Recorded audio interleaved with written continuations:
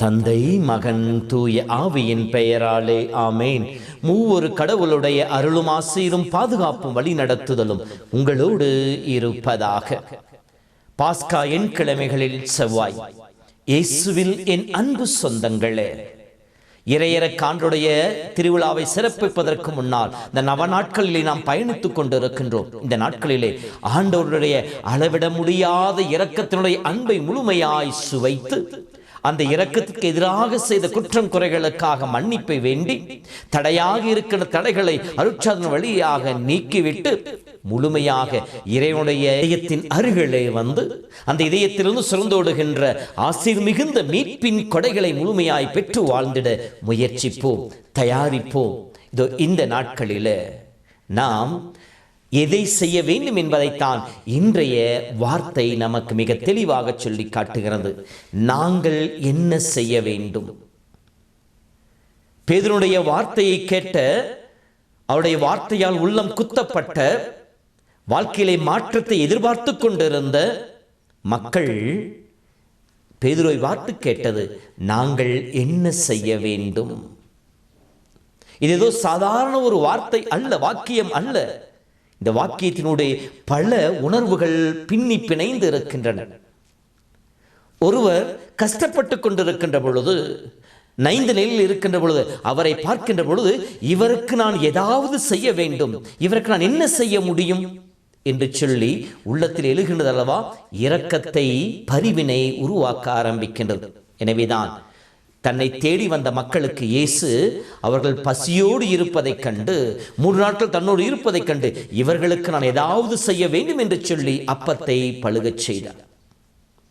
அதோடு கூட நம்முடைய இந்த கேள்வியானது, நான் என்ன செய்ய வேண்டும் என்கின்ற கேள்வியானது வெறும் இரக்கத்தை, பரிவை மட்டுமல்ல, ஒரு உற்சாகத்தை தூண்டுகோலாகவும் இருக்கக்கூடியதாக இருக்கின்றது. வாழ்க்கையில் முன்னேற்றத்திற்காக தடுமாறிக்கொண்டிருக்கின்றவர்களுக்கு, இவர்களுக்கு நான் ஏதாவது செய்து, என்ன செய்து இவர்களை வாழ்க்கைக்கு முன்னுக்கு வர செய்ய வேண்டும் என்கின்ற அந்த உற்சாகத்தை கொடுக்கக்கூடிய, உத்வேகத்தை கொடுக்கக்கூடிய நல் உள்ளத்தை வெளிப்படுத்தக்கூடியதாகவும் இந்த வாக்கியம் அமைந்திருக்கின்றது. குடும்ப உறவிலும் மற்ற உறவு தலங்களிலும் நான் என்ன செய்ய வேண்டும்? என்னோடு இருக்கின்ற மனிதர்கள் அமைதியாய் இருக்க, என்னோடு இருக்கின்ற மனிதர்கள் சந்தோஷமாய் இருக்க, என்னோடு இருக்கின்ற மனிதர்கள் இருக்கின்ற பிரச்சனைகள் தீர நான் என்ன செய்ய வேண்டும்? விட்டு கொடுக்கின்ற மனப்பாங்கும் இந்த வாக்கியத்திலே அமைந்திருக்கின்றது.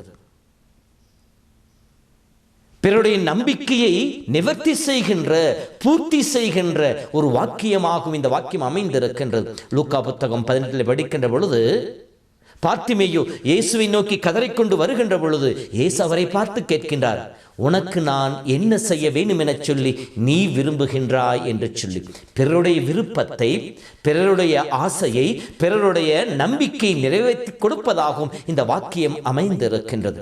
இப்படி பல்வேறு அர்த்தங்களிலே இந்த வாக்கியம் பயன்படுத்தப்பட்டாலும் நம்முடைய ஆன்மீக வாழ்விற்கு, நம்முடைய ஆண்டோடைய அன்பை சுவைப்பதற்கு நாம் என்ன செய்ய வேண்டும் என்பதை மிகப்பெரிய ஒரு முக்கியமான கேள்வியாக நம் முன்னால் வைக்கப்படுகின்றது. இந்த பாஸ்கா காலத்தில் இயேசு இறந்து உயிர்த்தெழுந்தார், நமக்காக வாழ்ந்து கொண்டிருக்கின்றதை நாம் அனுபவித்து வாழ்ந்து கொண்டிருக்கிற நேரத்தில் நான் என்ன செய்ய வேண்டும்?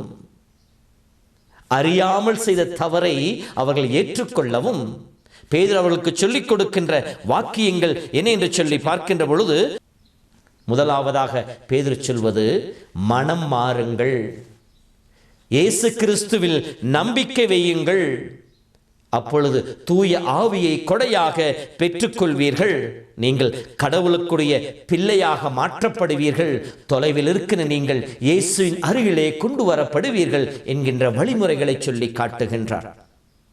நான் மனமாற வேண்டும், இயேசுவில் நம்பிக்கை வைக்க வேண்டும், தூயாவை கொடையாக பெற்றுக்கொள்ள வேண்டும் எனில் நான் என்ன செய்யணும்? முதலில் செய்ய வேண்டியவை, ஒன்று, இறை வார்த்தைக்கு, மறைநூலுக்கு செவி கொடுப்பவர்களாக இருக்க வேண்டும்.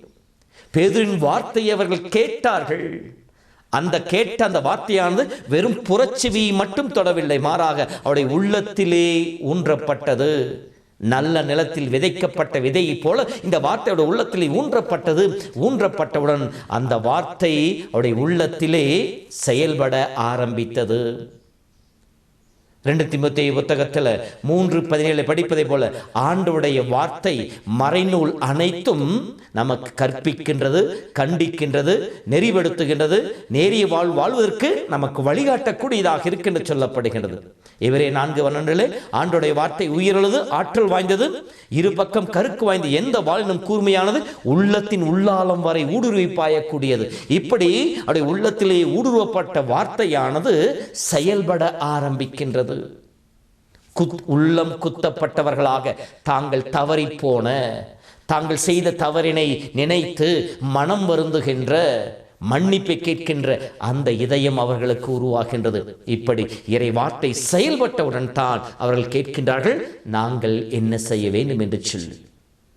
அன்பு சொந்தங்களே, நம் வாழ்க்கையிலே மாற்றம் பிறக்க வேண்டுமெனில், நான் இயேசுவின் சாட்சியாக இந்த உலகிலே வாழ வேண்டுமெனில், இறைவன் கொடுக்கின்ற தூய ஆவியை கொடைகளை முழுமையாக பெற்றுக்கொள்ள வேண்டுமெனில், இறையரக்க ஆண்டவருடைய அன்பை முழுமையாக நான் அனுபவிக்க வேண்டுமெனில், நான் முதலிலே கேட்க வேண்டிய கேள்வி, நான் என்ன செய்ய வேண்டும் இந்த ஆசிரியெல்லாம் பெற்றுக்கொள்வதற்கு? இந்த கேள்வி நம்மிலேயே எழ வேண்டுமெனில் அது ஏதோ உணர்ச்சி வசப்பட்டதாக அல்ல, மாற உணர்வு பூர்வமாக அமைய வேண்டுமெனில் அதற்கு தூண்டுகோலாய் இருக்கின்ற இறை வார்த்தையை கேட்கின்ற செவியை நாம் பெற்றுக்கொள்ள வேண்டும். இறை வார்த்தை உள்ளத்திலே ஊன்றுகின்ற மனப்பாங்கை பெற்றுக்கொள்ள வேண்டும். இறை வார்த்தை செயல்பட்டு நம் உள்ளத்தில் மாற்றங்களை ஏற்படுத்துகின்ற பொழுது அதை உணர்ந்து கொண்டு ஆண்டவரை நோக்கி திரும்பி வருகின்ற அந்த கிருபையை நாம் பெற்றுக்கொள்ள வேண்டும். இப்படி இருக்கின்ற பொழுது நாம் இயேசுவில் நம்பிக்கை வைப்போம். அந்த நம்பிக்கை தூய ஆவியின் கொடைகளையும் இரக்கத்தையும் பெற்றுக் கொடுக்கும். இந்த நாட்களிலே இத்தகைய ஆசையை பெற்றுக்கொள்ள நம் உள்ளத்தை தயாரிப்போம். உயிர்ப்பின் மகிழ்ச்சி உள்ளத்திலும் தங்கிட நாம் நம்மையே ஆண்டவர் கரங்களை ஒப்புக் கொடுப்போம். ஆண்டவர் உங்களோடு இருப்பாராக. எல்லாம் வல்ல இறைவன் தந்தை, மகன், தூய ஆவி உங்களை நிறைவாய் ஆசீர்வதிப்பாராக. ஆமேன்.